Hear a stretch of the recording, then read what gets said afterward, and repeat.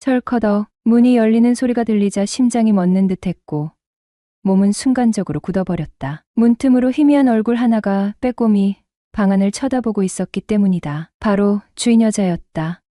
아, 왜 함부로 남의 방문을 여세요? 내가 소리쳤다. 그녀는 미안해하기는커녕 태연한 목소리로 대꾸했다. 아무리 불러도 대답이 없길래 노크도 했어요. 나 수도세 받으러 왔거든. TV 소리에 노크 소리를 못 들었던 모양이다. 나는 급히 옷매무새를 정리하며 자리에서 일어났다. 5,000원이죠? 잠시만 기다리세요. 그런데 그녀는 한 발 더 다가와 말했다. 잠깐 들어가도 되지? 이 상황에서도 태연하게 방에 들어오겠다는 그녀를 보며 속으로 혀를 찼다. 참 대단한 여자네. 아, 네, 그러세요. 안방에서 돈을 꺼내와 그녀에게 건넸다. 아주머니, 오늘 일은 비밀로 좀 해주실 거죠? 네. 그러자 그녀는 웃음을 참으려다 결국 폭소를 터뜨렸다. 으이그, 이게 무슨 개쪽이야. 민망해서 투덜거리자 그녀가 팔짱을 끼며 장난스러운 표정으로 말했다. 걱정 마요. 소문 안 낼 테니. 하지만 자주 그러는 건 몸에 좋지 않아. 저 자주 그러진 않아요. 나는 얼굴이 화끈거리며 변명했다. 그녀는 빙긋 웃으며 말했다. 아저씨, 비밀로 해주는 대신 내 부탁 하나 들어줘야 해요. 공짜는 없으니까. 순간 가슴을 쓸어내리며 물었다. 뭔데요? 요즘 어깨가 아파 병원 다니는데 지금도 좀 뻐근해요. 잠깐 두드려 줄래요?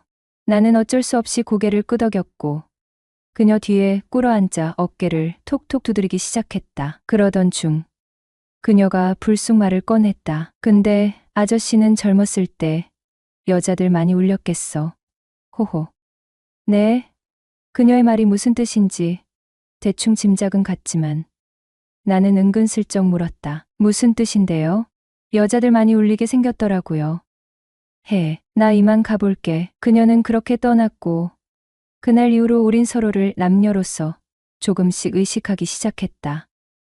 하루는 감기 몸살에 걸려 몸이 추워서 떨리고 머리까지 아파 꼼짝없이 누워만 있어야 했다. 몸이 아프니까 누군가 옆에 있었으면 좋겠단 생각이 들었다. 그때였다. 대낮에 내 방 TV 소리를 듣고 주인 여자가 찾아왔다. 아저씨, 안에 계셔. 난 대답할 기운조차 없었다. 똑똑똑. 이번엔 노크 소리가 들려왔다. 아저씨, 안에 계시냐고요. 내가 자기 서방도 아닌데 왜 이렇게 불러대는지. 아무튼 그녀 목소리는 마치 천사처럼 들려왔다. 네, 저 여기 있어요. 간신히 대답을 하였지만 그녀가 듣지 못했나 보다. 어머, 문이 열려 있었네. 하며 그녀가 방문을 열었다. 그녀가 방문을 열고 얼굴을 보더니 아저씨, 어디 아파요? 하며 방 안으로 들어오는데 그 모습이 어찌나 사랑스러워 보이던지 순간 눈물이 나올 뻔했다. 그녀는 다짜고짜 내 이마에 손을 올렸다. 어머, 열이 펄펄 끝내 이러다 큰일 치르겠구먼. 그 정도까진 아니에요. 한숨 자고 일어나면 괜찮아지겠죠 뭐. 그냥 두면 안 되겠어. 내가 약 지어올게. 지금 어떻게 아파요? 자고 일어나면 괜찮아질 거라니깐요. 어떻게 아프냐니까. 그냥 온몸이 떨리고 머리가 아프고 목구멍도 좀 칼칼하고 그래요. 그럼 잠시만 누워있어. 내가 바로 약 지어 올 테니까. 그녀는 약 사러 나가기 전에 수건에 물을 적셔 이마에 올려주고 가는 배려도 잊지 않았다. 아파도 와줄 수 있는 사람이 주인 여자라니. 순간 많은 생각이 스치고 지나갔다. 잠시 후 그녀가 약국에서 몸살약을 사왔다. 아저씨, 약을 식후에 먹으라고 했거든요. 식사는 하셨어요? 아니요, 밥이 안 넘어가요. 그럼 잠시만 기다려봐요. 그녀가 주방으로 갔다. 밥을 죽으로 만들어 왔다. 자, 일어나 봐요. 빨리 한술 뜨고 약 먹어야죠. 그녀는 나를 일으켜 세우더니 죽을 떠먹여 주었다. 아주머니, 고마워요. 안 고마워해도 되니깐 빨리 몸이나 회복하셔. 근데 저한테 왜 이리 잘해주세요? 아저씨도 나중에 갚으면 되지. 세상에 공짜는 없으니깐. 네네, 무슨 부탁이든 들어드리죠. 이제 아주머니는 제 생명의 은인인데 이후 약까지 먹고 한숨 푹 자고 일어나니 아까보다 몸 상태가 많이 좋아진 것 같았다. 체온도 많이 내려간 것 같고 두통도 제법 많이 가셨다. 무엇보다 속이 편했다. 근데 주인 여자가 아직도 내 방에 죽치고 앉아 마치 자기네 안방처럼 의자에 앉아 TV를 보고 있는 거다. 아주머니, 집에 안 가셨어요? 어머, 아저씨 일어났어요? 네, 지금 몇 시예요? 5시간 넘었어요. 근데 왜 집에 안 가시고 여기 계세요? 집에 갔다 왔지. 집에 가서 점심 먹고 쉬고 있는데 혼자 있는 아저씨가 걱정이 돼 다시 왔어. 그녀는 내 곁에 다가오더니 자연스럽게 이마에 손을 댔다. 어머, 이제 열도 많이 내렸어. 이제 물수건 안 해도 되겠는데. 그녀는 내가 잠든 사이 계속해서 물수건을 바꿔가며 간호를 한 모양이었다. 그리고 그녀는 저녁까지 챙겨주었다. 아주머니, 이제 집에 가세요. 저 이제 혼자 있어도 되거든요. 무슨 소리야. 혼자 있다 안 좋은 일 생기면 어떡해. 아주머니, 저도 남자예요? 누가 뭐래? 꺼림칙하지 않으세요? 뭐가? 둘이서 같이 밤을 지새는 거? 네. 호호. 아픈 사람 안 덮칠 테니까 염려 말고 주무셔. 나는 어이가 없어 웃고 그녀는 민망하다는 듯 웃었다. 이러는 거 아저씨가 알면 어떡하려고 그래요. 오해 사기 쉬운데. 상관없어.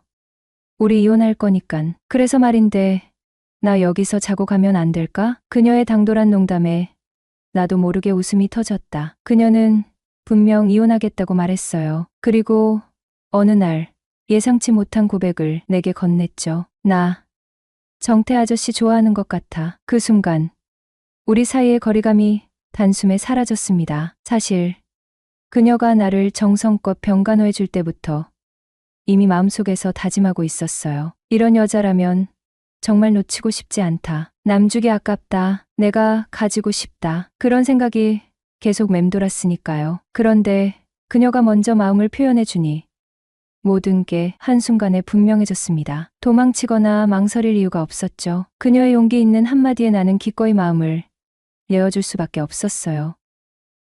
안녕하세요. 올해 35살 미혼남입니다. 지방대를 졸업과 동시에 첫 직장을 얻었고 회사 근처에서 자취를 시작한 지 횟수로 벌써 10년째네요. 그리고 6달 전쯤에 15살 연상의 여자친구를 만났어요. 바로 제가 거주하고 있는 집 주인 여자입니다. 정확히 1년 전 원룸 건물 관리인이 연락이 와서 건물이 다른 사람에게 팔렸으니 앞으로 월세를 10만 원 올려달라고 하더군요. 그래서 재계약을 하지 않고 다른 집을 알아보았죠. 처음엔 당연히 부동산을 통해 알아보았어요. 반전세로 월세는 30 정도까지 괜찮다고 투룸 정도로 알아봤고 부동산에선 괜찮은 매물이 몇 개 있으니 시간 되면 나오라고 하더군요. 그래서 주말에 시간을 내어 집 구경을 다녔어요. 제가 크게 따지는 게 없어 부동산에서 보여준 대부분의 집들이 마음에 들었어요. 그래서 마지막에 본 집으로 가계약을 하려고 부동산에서 계약서를 적는데 관리비가 따로 15만 원이 있다는 거예요. 그래서 무슨 30평대 아파트도 아니고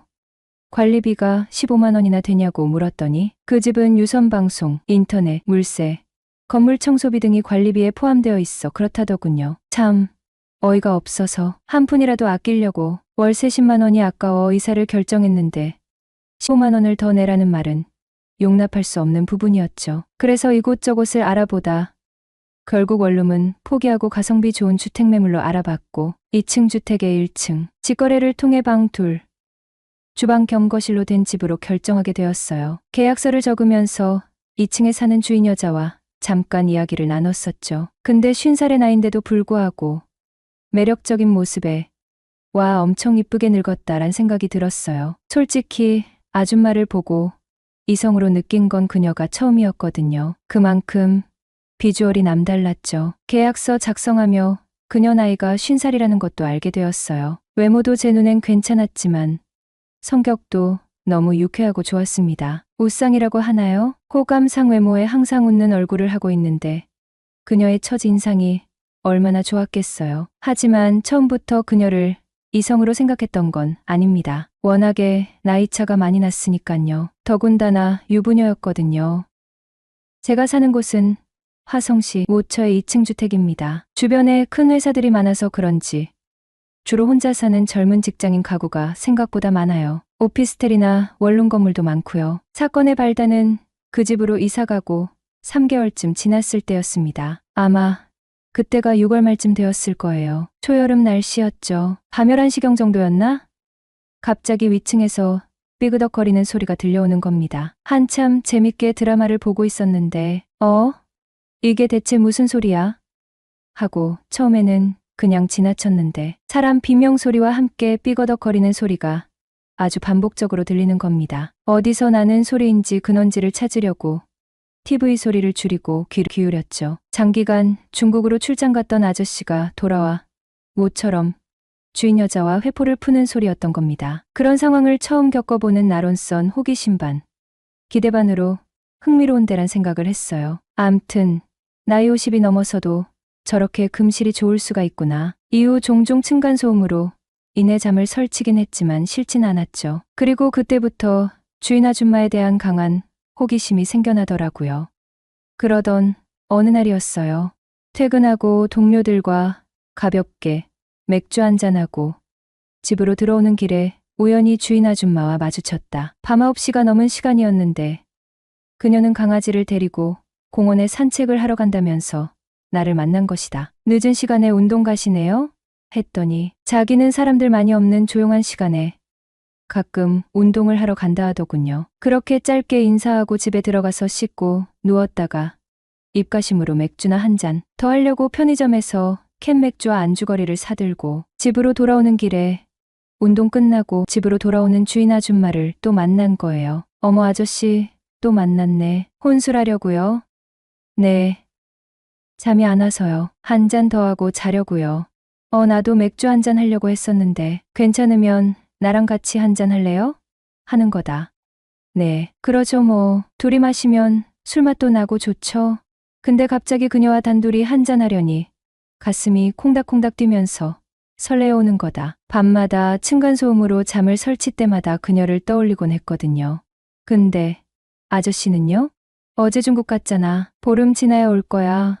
그날 늦은 밤까지 우리 집에서 맥주를 마시면서 이런저런 얘기를 나누었죠. 근데 남편에 대한 불만이 많더군요. 20년 가까이 잘 다니던 회사를 때려치우고 사업을 해보겠다며 자그마한 사업을 시작하였는데 수시로 중국을 왔다 갔다 하며 지냈기 때문이었죠. 더군다나 투자를 한답시고 돈을 쓰기만 할 뿐 벌어오는 돈은 없다며 부부간의 갈등도 늘어났다고 했어요. 저 역시 주식 투자로 있는 돈 다 날려먹고 이 나이 되도록 장가도 못 가고 새빵살이 하고 있다고 하소연을 하였죠.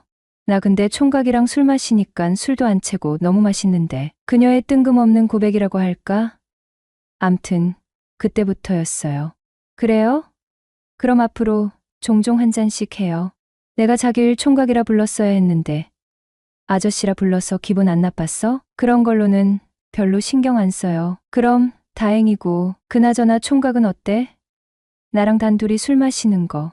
저도 좋죠. 언젠가부터 친구들도 안 만나고 혼술하는 날이 많았거든요. 그럼 나랑 술 친구하는 건 어때? 술 친구요? 그거 신선하고 좋은데요. 그날 아줌마와 술자리는 꽤나 흥미롭고 재밌었습니다. 이후 몇 번의 술자리로 이어졌고 결국 둘은 참지 못하고 사고를 치고 말았어요. 이후 아저씨가 해외 출장으로 집을 비울 때마다 아줌마는 내 방으로 찾아왔습니다. 벌써 1년이 넘어가네요. 근데 그녀가 이혼하면 나랑 살고 싶다는 거예요. 며칠 전 그녀가 우리 집으로 찾아와 남편과 이혼하기로 결론을 내렸다며 이혼하고 나서 나랑 살고 싶다고 하더군요. 그동안 남편과 진지하게 이혼 이야기가 오고 갔고 재산 분할하게 되면 지금 살고 있는 집은 아줌마한테 주기로 했다면서 이혼하게 되면 자기랑 2층에서 저랑 함께 살고 싶다는 겁니다. 그런데 살아오면서 이런 고민을 한 번도 해본 적이 없었는데 아줌마의 제안을 듣고 문득 이런 생각이 자꾸 듭니다. 제가 10년 정도 일해서 모은 돈이 고작 2,500만 원입니다. 대부분 주식이나 코인 투자로 날려먹고 말았죠. 현재 반전세로 살고 있는데 보증금 2천만 원 제외하고 현금 500만 원이 저희 전 재산이에요. 부모님 두 분 다 계신데 집안 형편이 별로 좋지 않아 도와줄 형편도 아니고요. 그래서 너무 고민이 되는 거예요. 30 중반 나이에 전세집 하나 구할 능력도 없는 내게 시집 올 여자가 과연 있을까? 언제 돈 모아 허름한 빌라라도 하나 살 수 있을까? 아무리 계산기를 두드려봐도 답이 없는 겁니다. 그럴 바엔 남은 인생 주인 아줌마와 함께 하는 것도 괜찮지 않을까? 비록 나이 차는 많이 나지만 다른 조건들은 저한테 너무 잘 맞잖아요. 더군다나 궁합도 잘 맞고, 그리고 아줌마가 저한테 머리부터 발끝까지 전적으로 맞춰주거든요. 저를 아주 끔찍히 아낍니다. 그녀가 경제적으로 여유로워 놓치기 싫다는 게 솔직한 심정이긴 합니다. 하지만 그녀와 동거를 시작하게 된다면 제 인생에 한창 좋을 때를 그녀와 보내야 할 테고, 어쩌면 그녀와 평생 살아야 할지도 모르죠. 그래서 살짝 고민이었어요. 하지만 결정을 해야겠죠. 너무 재고 망설이다 보면 결국 아무것도 선택하지 못할 테니까요. 그래서 결국 그녀와 함께하기로 마음먹었습니다. 그녀가 내게 준 것이 너무도 컸고, 이번 고민을 통해 내가 그녀를 얼마나 사랑하는지 다시금 깨달았기 때문입니다. 한참을 고민하던 중 내가 그녀와 헤어진다면 어떤 모습일지 상상해봤습니다. 그 생각만으로도 참 비참하더군요. 이 나이에 전 재산을 잃고 곁에 있던 친구들마저 하나둘 떠나간 상황에서 문득 술 한잔 나누고 싶을 때 연락할 사람이 떠오르지 않았어요. 유일하게 생각난 사람은 바로 그녀였죠. 내 옆을 지켜주는 단 한 사람. 나의 여인 옥순이었습니다. 옥순아, 내가 내 곁에 있어줘서 정말 고마워. 그리고 정말 사랑해. 우리 앞으로 오래도록 함께 행복하자. 모든 위대한 사랑은 희생을 동반한다. 오늘의 사연 시작합니다. 안녕하세요. 불과 1년 전이지만 저는 지독했던 회사 생활을 청산하고 공무원에 도전하고자 노량진에서 공부를 하고 있었어요. 시간이 어쩜 이렇게 빠른지 9급 공무원이 된 지 1년밖에 안 되는데도 그때의 기억이 참 옛날 일같이 느껴져요. 그럼에도 그때 있었던 한 가지 일은 어제 일처럼 생생한데요. 오늘은 친구들도 듣고 웃기다며 그런 일이 다 있냐고 신기했던 그 일 한번 풀어볼까 합니다. 저는 나이가 많다면 많고 적다면 적은 20대 후반의 9급 공무원에 도전했어요. 멀쩡한 대학교를 나와 작은 중소기업에 취업해 그래도 나름 회사 생활을 잘하고 있었지만 뭔가 아쉬운 생활이었어요. 연봉은 물론 하는 일도 상관없지만 뭔가 미래가 하나도 보장되어 있지 않은 느낌이었죠. 게다가 따지고 보면 하루 종일 주말까지 밤낮 없이 구르는 중소기업에서의 삶이 뭔가 여유롭지 않아 내 할 일 하기가 힘들었어요. 공무원은 안정적인 직장에 연봉도 갈수록 오르고 특히 누구도 나를 터치하지 않아 좀 더 심리적인 여유가 있을 것 같다는 생각이 들었죠. 학생 때 그렇게 공부를 잘했던 편은 아니지만 누구나 인정하는 악바리 정신이 있었던 저는 그 길로 공무원 시험에 도전하기로 했어요. 그리고 모은 돈도 꽤 있으니 부모님에게 손 안 벌리고 노량진 고시원 하나를 잡았어요. 그때는 공무원 시험에 대해 아는 게 별로 없으니 남들이 많이 한다는 길로 하다 보면 뭔가 되지 않을까 하는 생각이었죠. 아무튼 그렇게 고시원 생활에 접어든 저는 근처 학원도 다니면서 평범하게 공부를 했어요. 그 고시원에는 남자, 여자같이 살고 있었는데 층이 나누어져 있어서 서로 얼굴 볼 일은 없었어요. 어차피 공부하러 오는 마당에 여자라니 꿈도 꾸지 않았고 관심도 없었어요. 다만 공용으로 사용해야 할 세탁기나 주방은 한 층에 모여있기 때문에 가끔 공용 공간에서 여자를 마주치기도 했죠. 뭐 이리 보나 저리 보나 추레하게 다니는 저에게 관심을 가지는 여자는 물론 없었어요. 그래도 사회생활할 때는 멀끔한 정장을 입고 다니는 제 모습에 반해서 저를 쫓아다니는 여자들도 있었는데 가끔 그런 옛 추억에 젖을 때도 있었죠.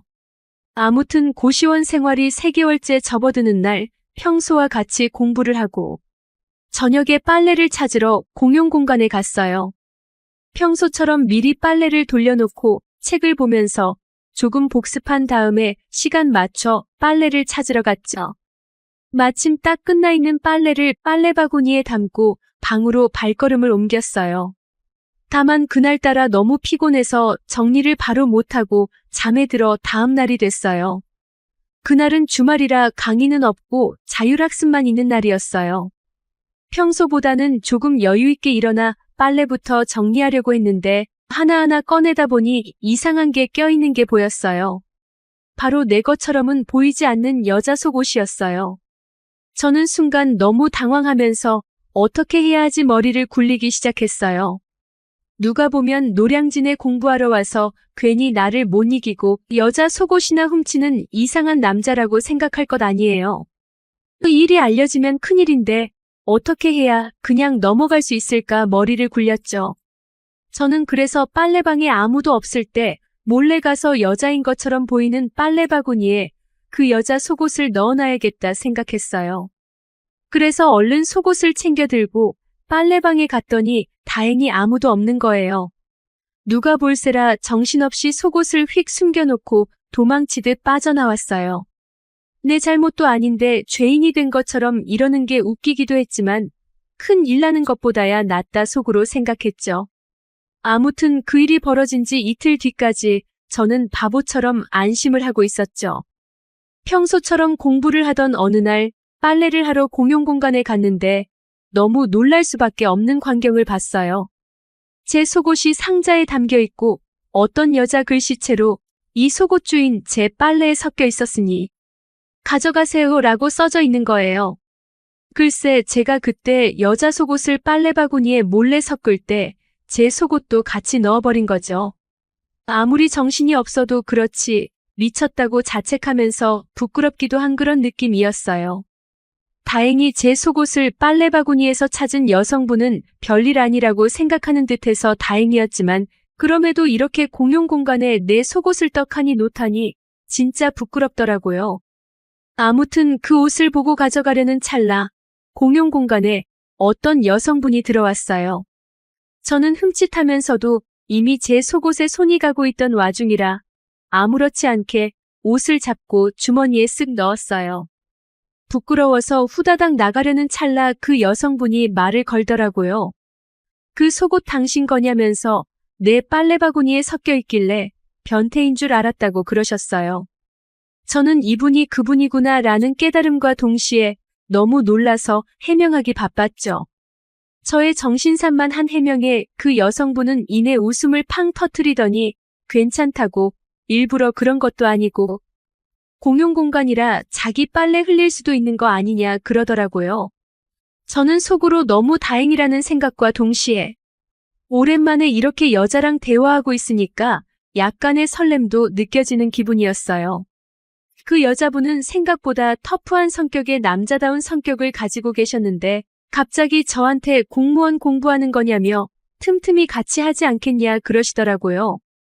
노량진이 수험생들의 성지인 이유가 사실 개인적인 것도 있다고 들어서 순간 그런 쪽으로 머리가 굴러갈 뻔했지만 본 목적을 잊지 않고 그러겠다 했죠. 그렇게 우리는 속옷이 뒤섞여버린 일화가 인연이 되어 같이 카페에서 공부를 하기도 하고 몰래 서로의 방에 가서 속닥거리며 공부를 하기도 했어요. 그러다가 어느 날은 침대에 엎드려서 같이 책을 읽고 있었는데 그 여자분이 빤히 쳐다보는 게 느껴졌어요. 그러면서 은근히 저에게 자기 몸을 붙이고 제 머리를 만지면서 후후 바람을 불더라고요. 책에 집중하고 있었던 제 집중력은 흐트러지고 이내 기분이 좋아지면서 귀가 빨개졌어요. 그분은 제가 엔돌핀이 도는 것을 안다는 듯이 제 귓가에 말을 하더라고요. 나 안아볼래 하면서 저를 꼬시는 말을 아무렇지 않게 했죠. 저는 너무 즐거운 나머지 짧은 반바지를 입고 있던 그녀를 안아주면서 입맞춤을 했어요. 혈기왕성한 남녀였던 저희 둘은 그렇게 고시원 방에서 억누르며 사랑을 나눴습니다. 그렇게 그녀와 하고 보니까 오히려 막혀있던 무언가가 뚫린 것 마냥 공부에도 더 집중이 잘 되는 느낌이 들었어요. 공부 2년 차였던 그녀는 안정권으로 시험에 합격했고 저도 1년 차지만 하루도 안 빠지고 쉴 새 없이 공부한 끝에 합격할 수 있었죠. 지금 생각해보면 그녀에게 참 고마운 것 같습니다. 혈기왕성한 저 같은 남자는 어쩔 수 없이 욕망이 득실득실 끓을 때가 있거든요. 그거를 그분이 어느 정도 해소를 시켜줘서 이렇게 더 잘 되지 않았나 하는 마음이 있습니다. 다만 서로 공무원 시험에 합격하고는 어떻게 사는지 알 도리가 없지만 같은 공무원 세계에 있는 한 언젠가는 만날 수 있지 않을까 하는 기대가 있습니다.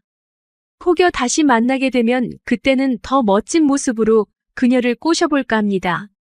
오늘의 사연은 여기까지입니다. 구독, 좋아요 꼭 눌러주세요. 안녕하세요. 저번 사연에서 아들 낳으라고 남편과 관계하는 모습까지 지켜보는 시어머니의 바람핀 남편을 둔 사연자라고 글 남긴 사람입니다. 저보고 아들 못 낳는다고 남편은 상간녀를 집안에 들였고 저는 참다 못해 집안을 뛰쳐나와 친정에서 이혼을 준비했습니다. 전 그 일이 있었던 직후부터 언니와 함께 변호사를 알아보러 다녔습니다. 다행히도 언니 친구분 중 법 쪽에 일하시는 분이 계셔서 도움도 받고 좋은 변호사 알려주시길래 찾아가서 이때까지 제가 당했던 서름, 7년간 당했던 수모, 하나도 빼놓지 않고 말씀드렸습니다. 그 전날 남편과 시어머님과 통화했던 내용도 들려드렸고요. 그런데 이 증거 가지고는 부족하다네요. 당장 증거 수집 들어갔습니다. 시댁에 찾아갔습니다. 저와 제 딸내미 데리고 녹음기 주머니에 넣고 찾아갔습니다. 막상 집 앞으로 가니 온몸이 떨리고 무섭더군요. 언니가 챙겨준 청심환 하나를 먹고 혹시나 하는 마음에 집 전화로 전화했는데 집이 비었는지 전화를 받지 않더군요. 이때다 싶어 딸내미 손 꼭 붙잡고 집 비밀번호를 누르고 들어갔습니다. 아무도 없더군요. 빨래통 가서 남편이 입었던 속옷 있는 대로 다 봉지에 쌌습니다. 그 여자 속옷도 있길래 전부 다 봉지에 싸서 가방에 넣으려고 했는데 혹시나 하는 마음에 저희 집 위층에 올라가서 소화기관에 숨겨놓고 소파에 앉아 시어머님, 시아버님 그리고 그 여자 기다렸습니다. 7시 40분쯤 8시 다 돼가는 시간에 시어머님, 시아버님 그리고 그 여자 남편 아니 그 남자 같이 다정히 넷이서 들어오더군요. 고기 냄새 풍기면서 말입니다. 억울했습니다. 저는 마음 아파서 밥도 못 먹고 물 한 모금 넘길 힘조차 없고 먹는 대로 다 토해내고 매일 저녁 우리 딸 얼굴 보면서 울었는데 남편이란 작자는 어린 년 데리고 좋다고 하하호호 웃으면서 외식이나 다니고 들어오자마자 앉아있는 저 보면서 싸늘해지는 표정 보고 마음 굳었습니다. 마음 굳혔습니다. 저 사람들이 나에게 울고 불며 싹싹 빌어도 용서해주지 않을 거라고. 주머니에 얼른 손 넣어서 녹음기 버튼 눌렀습니다. 들키면 끝이다. 정말 우리 딸과 나 비참하게 보상받지 못한 채 살아야 한다는 마음에 정말 독하게 마음 먹었습니다. 시어머님이 보자마자 여기가 어디라고 발을 들여놓냐고 썩 나가라고 합니다. 그래서 저 마음 먹고 말했습니다. 이 집 공동명의고 이혼할 테니 재산 분할하자고. 그리고 상간소송으로 신고할 거라고 했습니다. 그러더니 전 남편이 할 테면 하라고 증거가 있냐면서 소리 지르길래 어떻게든 신고할 거라고 7년간 인격이라고는 존중 못해주고 아들 못 낳는다고 내쫓은 시어머님, 시아버님 그리고 오빠까지 절대 용서 못한다고. 내가 지금 집에서 쫓겨난 이유가 아들 못 낳는 것 때문 아니냐고 최대한 침착하게 말했습니다. 시어머님 달려오셔서 제 뺨을 때리더라고요. 2대씩이나. 그리고 제 머리채 잡고 소파 있는 쪽으로 던졌습니다. 일부러 소리도 더 크게 지르고 주머니에서 녹음기 빠져나올까봐 소파 위로 쓰러졌습니다. 그러더니 시아버님은 방에 들어가시고 또 그 여자도 방에 들어가더라고요. 그 여자 따라 들어가서 나오라고 했습니다. 다 같이 들으라고. 그리고 거실에 앉아 종이랑 볼펜 꺼내놓고 우리 딸 양육권 전적으로 앞으로 저한테 있다는 각서 쓰라고 했습니다. 우리 딸 찾지도 않을 것이고 앞으로 만나지도 그리고 이혼한 후에 양육권 주장하지 말라는 내용 써서 도장 찍으라고 했습니다. 양육비도 한 달에 100만 원씩 주라 하고 이 100만 원은 우리 딸 고등학교 졸업할 때까지 받는 걸로 썼습니다. 시어머님이 그까짓 거 찍고 먹고 떨어지라고 애 가지고 그냥 떨어지라고 비아냥거리시더라고요. 녹음기 돌아가는 줄 모르고 그렇게 비아냥거리며 집 못 준다고 하길래 저 소송 건다 하고 더 이상 구역질 나서 못 있겠다고 그 각서 받고 나왔습니다. 그리고 소화기에서 속옷 숨겨둔 거 가지고 병원 가서 뺨 맞은 거 머리채 잡혀서 혼난 거 진단서 끊고 집에 돌아와 우리 딸 밥 먹이고 저도 밥 먹었습니다. 꾸역꾸역 밀어넣고 밤을 샜어요. 날 박자마자 유전자 센터 검사하는 곳 찾아가서 남편 속옷, 그 여자 속옷, 제 칫솔 드렸어요. 남편 속옷에 제 DNA 말고 다른 DNA가 있는지, 그 여자 속옷에 남편 DNA가 있는지 봐달라고 검사 의뢰 부탁드렸습니다. 저희 언니 친구께서 이런 방법이 있는데 차라리 녹음하고 비디오 찍고 이런 것보다 이렇게 하면 빠져나갈 구멍이 없다고 사람들에게 잘 안 알려지고 모르는 방법이라서 이런 건 방심하고 있는 사람들이 많으니까 입고 난 속옷 가지고 검사해보라고 하셨거든요. 저도 언니도 그 말 듣고 이거다 싶어서 입고 난 속옷 빨래통 뒤져서 DNA 의뢰한 거고요. 의뢰한 후에 쉴 틈 없이 변호사 찾아가서 진단서 드리고 내일 감식 의뢰 나오면 소송 준비하자고 해서 그날은 집에 돌아가서 우리 딸과 놀아주고 몇 년 만에 우리 딸 손잡고 엄마 손잡고 외식 나갔습니다. 미련 같은 게 싹 사라지고 내가 왜 진작 이렇게 이혼을 안 했을까? 딸에게 아빠라는 존재보다 자유와 웃음이 더 필요하다는 걸 왜 이제야 알았을까 후회하면서 그날 맘껏 웃고 맘껏 먹고 맘껏 즐기고 오랜만에 찾아온 평화에 눈물도 나고 그렇게 엄마와 딸내미와 함께 잤어요. 그리고 그 다음날 DNA 감식한다고 문자를 보냈습니다. 남편에게 전화가 시도 때도 없이 울리더군요. 시어머님, 시아버님, 그리고 남편. 번갈아서 전화가 왔고 핸드폰 배터리 빼고 DNA 검사 의뢰한 기관 찾아가서 결과 받으러 갔습니다. 다행히 그 여자 속옷에서 남편 정액이 발견됐다고 하더라고요. 그 팬티에만 묻어 있었다. 결과 받고 집에 갈까 하다가 시어머니가 찾아와서 서류 뺏어가실까 하는 두려움에 바로 변호사님 찾아가서 서류 드리고 소송 준비 빠른 시일 내에 부탁드린다고 했습니다. 그리고 집에 가서 밥 먹고 씻고 언니와 형부께 결과 말씀드리고 모두 잠자리에 누울 무렵 문을 사정없이 내리치는 소리에 깜짝 놀라 인터폰을 봤는데 시어머님과 남편, 예상은 하고 있었습니다. 갑자기 속옷들이 없어졌을 뿐더러 DNA 감식한다는 문자를 보냈으니까요. 불안감에 떨게 하고 싶었습니다. 내가 느낀 감정들 하나하나 다 느끼게 할 순 없어도 불안감에 떨며 죄책감이라도 들게 하고 싶었습니다. 전화도 문자도 안 받으니 찾아온 거겠죠. 문 열었습니다. 당당하게. 시어머님 저 끌고 시댁으로 데리고 가시려고 하더군요. 집에 가자고 우리가 미쳤었다고 하면서요. 형부랑 언니가 막아주고 할 말 있음 할 말만 하고 돌아가시라고 했습니다. 계속 잘못했던 말만 되풀이 하더군요. 자기가 미쳤었다고 그냥 해본 거라고. 화나고 상대할 가치가 없다고 느껴서 그냥 쫓아냈습니다. 현관 앞에서 소리 지르고 벨 누르고 문 두들기길래 자꾸 이렇게 행패 부리면 경찰에 신고할 테니 계속 해보라고 했습니다. 이런 것도 증거라고 하니 도망가더라고요. 신혼 초에는 이 사람 아니면 죽을 것 같고 이 사람 아니면 결혼 못할 것 같은 그런 감정이었는데 미쳤죠 제가. 여튼 다음날 저는 핸드폰 번호를 바꾸러 갔어요. 핸드폰 번호도 바꾸고 마음도 정리할 겸 혼자 공원에 앉아서 바람도 쐬고 그냥 이것저것 생각하는데 괜히 흔들릴 것만 같고 이런 감정에서는 고소고 뭐고 또 다 물거품이 될 것만 같아 감정을 추스리고 저희 집에 들어갔는데 집이 난장판이더라고요. 저희 엄마께서 화초를 좋아해서 화분을 많이 키우시는데 그 화분이 다 깨져 있고 엄마는 울고 있고 경찰도 와 있고 무슨 일인가 싶어 경찰 아저씨께 자초지종을 들어보니 지금 남편분과 시어머님께서 저희 엄마께 폭력을 휘두르셨다고 하더군요. 앞집에서 큰 소리가 나서 신고했다고. 순간 어떻게 사람이 이럴 수 있나? 어떻게 7년간 같이 몸 맞대고 살았던 사람인데 미운 정이라도 남아있지 않을 정도였나 싶더군요. 이런 사람이랑 살려고 아둥바둥 애썼던 바보 같은 제 모습도 순간 스쳐 지나가고 이대로는 정말 안 되겠다 싶어서 엄마를 일단 달래고 병원에 가서 진단서를 끊자 하고 마음 먹었습니다. 경찰 아저씨가 남편분이랑 시어머님 서해 가서 조서받고 있다고 좋게 끝날 거죠? 하고 당연하게 물어보시길래 아니요 고소할 거예요 라고 하고 경찰 아저씨 일단 보내고 엄마 상태를 봤는데 진짜 눈물이 나더군요. 나 하나 때문에 결혼 잘못해서 이렇게 엄마가 고생하는구나. 엄마뿐만 아니라 언니도 형부도 모두 나 때문에 힘들어하는구나. 흔들리려고 했던 내가 멍청한 인간이구나 하고 이 악물고 엄마 모시고 병원 가서 진단서 끊었습니다. 어깨가 뻐근하고 허리도 아프다고 해서 엑스레이 찍고 했더니 허리는 문제가 없는데 어깨에 작은 탈골상을 입었더라고 하더군요. 진단서 끊고 고소하려고 경찰서에 갔는데 남편과 시어머니가 쓴 경위서 보니 과감도 아니더군요. 그냥 저희 엄마께서 혼자 엎어지고 화분도 저희 엄마가 혼자 깬 거라고 자기 분에 못 이겨서 그렇게 자기 둘을 협박했다고. 말이 되는 이야기입니까? 저희 엄마 혼자 화분 못 드십니다. 언니나 형부가 가끔 올 때 도와줘서 모래 관리도 하고 위치도 옮기시는데 어떻게 저희 엄마가 던졌다고 경위서를 씁니까? 그냥 상대할 가치가 없는 사람들이구나 하고 고소장 접수하고 집에 왔습니다. 그리고 다시는 절대 흔들리지 않고 그런 인간 같지도 않은 인간 상대하지도 말자 하고 맘먹고 며칠을 보냈습니다. 이 사람들한테 사과나 받으려고 시작한 짓 아니니까 그동안 찾아오지도 않고 배짜라는 식으로 나오더군요. 어차피 뭐 그러려니 하자고 생각했습니다. 어차피 곧 그 사람들은 피 눈물 흘릴 테니까요. 엄마한테는 정말 미안하다고 말을 건넸는데 말로는 괜찮다, 괜찮아 하시는데 어찌나 죄송하고 마음이 아픈지 며칠 뒤 또 찾아왔더라고요. 그날만큼은 달랐죠. 화도 내보고 나도 할 말 못할 말 다 해볼까 했지만 아직은 때가 아니다 싶어 그냥 그렇게 숨었어요. 또 아무런 연락도 받지 않고 찾아와도 문 안 열어주고 그냥 한마디로 개무시라고나 할까요? 그렇게 재판 날짜까지 조용했어요. 소송 준비도 다 마치고 고소장도 접수하고 이때까지 살았던 모든 시간들 흘러보내고 행복한 일만 생각하며 그렇게 재판만을 기다리고 있었죠. 재판 당일 그냥 마음이 덤덤하더군요. 사람이 한순간에 너무 많은 일을 겪다 보니까 예전 같았으면 생각지도 못했던 일을 아무런 감정 없이 처리하고 생각하고 끝내려 하고 저도 모르는 사이에 제가 너무 바뀌어버렸나 싶네요.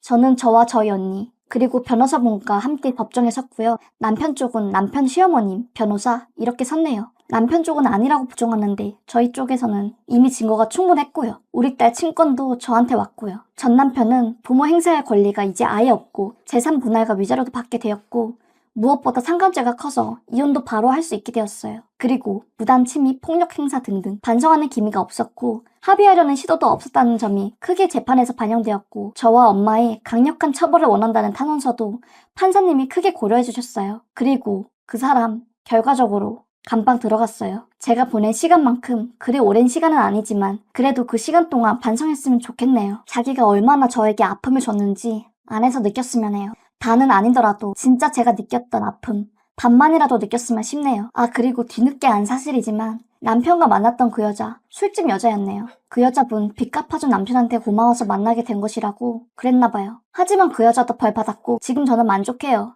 더 이상 욕심은 과욕이라고 생각하네요. 이제 행복할 수 있다는 것과 자유라는 것에 대해 그것만으로도 만족하니까요. 이젠 저희 행복만 남은 것 같네요.